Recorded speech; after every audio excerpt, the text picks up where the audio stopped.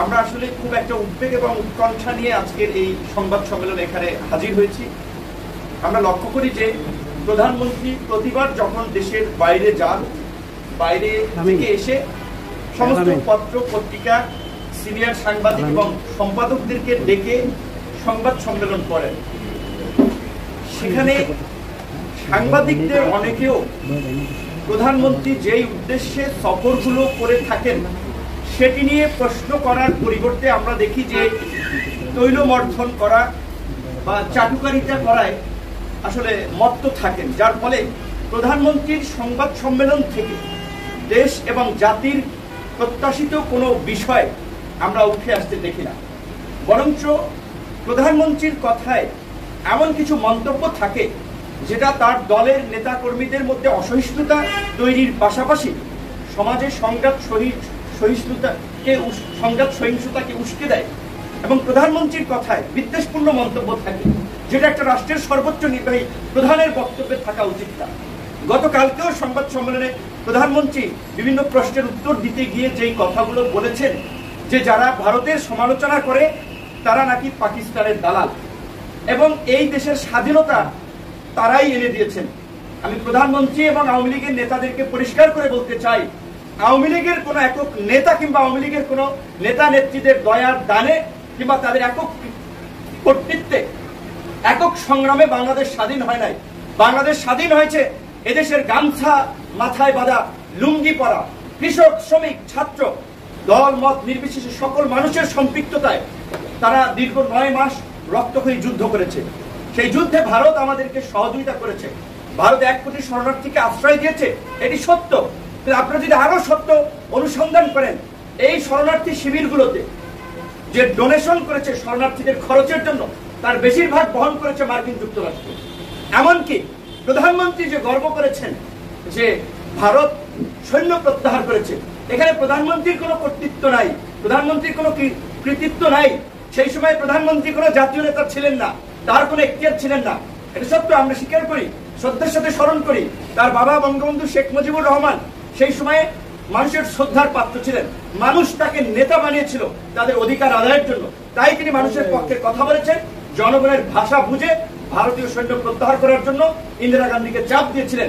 শুধুমাত্র বঙ্গবন্ধুর কথায় কিংবা ইন্দিরা গান্ধীর সম্মতিতেই সৈন্য প্রত্যাহার হয়। মার্কিন যুক্তরাষ্ট্রের স্পষ্ট চাপ ছিল যে ভারতীয় সৈন্য প্রত্যাহার না হওয়া পর্যন্ত মার্কিন যুক্তরাষ্ট্র বাংলাদেশকে স্বীকৃতি দেবে না।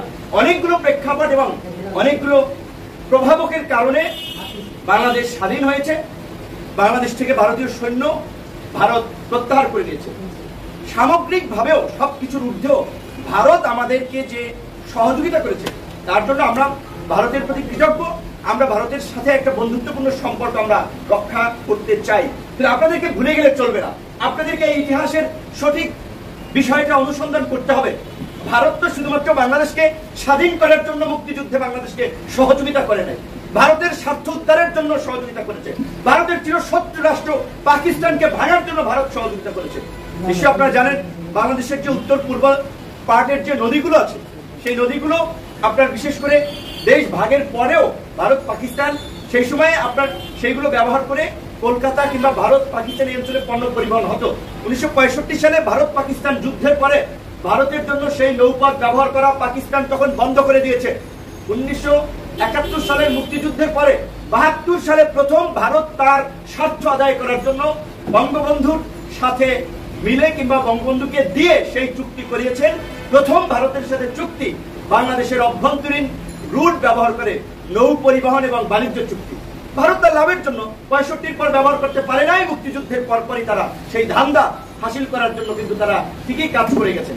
আপনারা লক্ষ্য করবেন যে বাংলাদেশে এই দীর্ঘ 52 বছর 53 বছরে যে কয়টি দেশের স্বার্থ বিরোধী, দেশের স্বাধীনতা সার্বভৌমত্ব বিরোধী চুক্তি হয়েছে তার সবকটি হয়েছে আওয়ামী লীগের আমলে।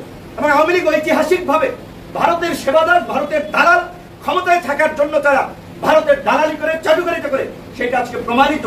এই সরকার এই যে গত 3 টার্ম ধরে ক্ষমতায় আছে, কি প্রক্রিয়ায় আছে, 4 টার্ম কিভাবে আছে সেটা আপনারা জানেন, আমরা সবাই জানি।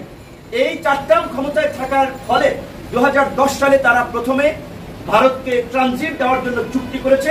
তার ফলে 11 সাল থেকে আখাউড়া বন্দর দিয়ে ভারতের পণ্য পরিবহন শুরু হয়েছে।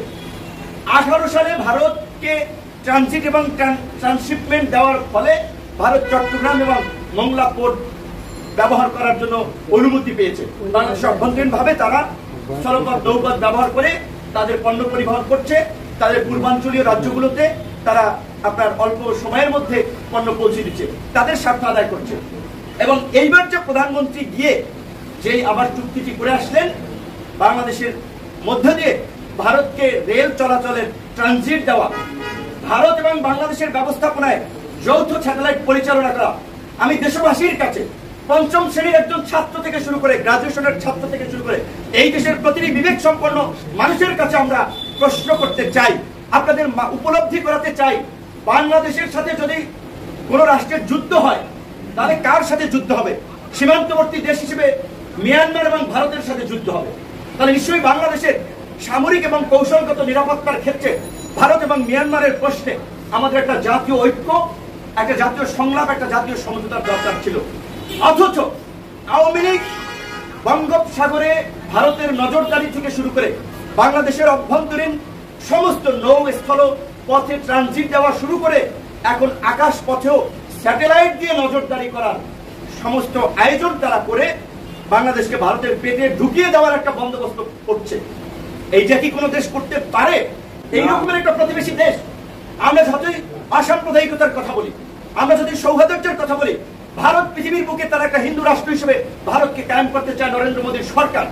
সেই ক্ষেত্রে তাদের প্রধান এইখানে বাংলাদেশের মতো একটা মুসলিম সংখ্যাগরিষ্ঠ রাষ্ট্রকে তারা প্রতিবন্ধকতা হিসেবে দেখছে। বাংলাদেশের আলেম ওলামাদের থেকে শুরু করে বাংলাদেশের এই ইসলামী মূল্যবোধের রাজনৈতিক নেতৃবৃন্দকে গুম করা, হত্যা করা থেকে শুরু করে এমন কোন কর্মযজ্ঞ এবং মিশন নাই যা ভারত নেয় নাই।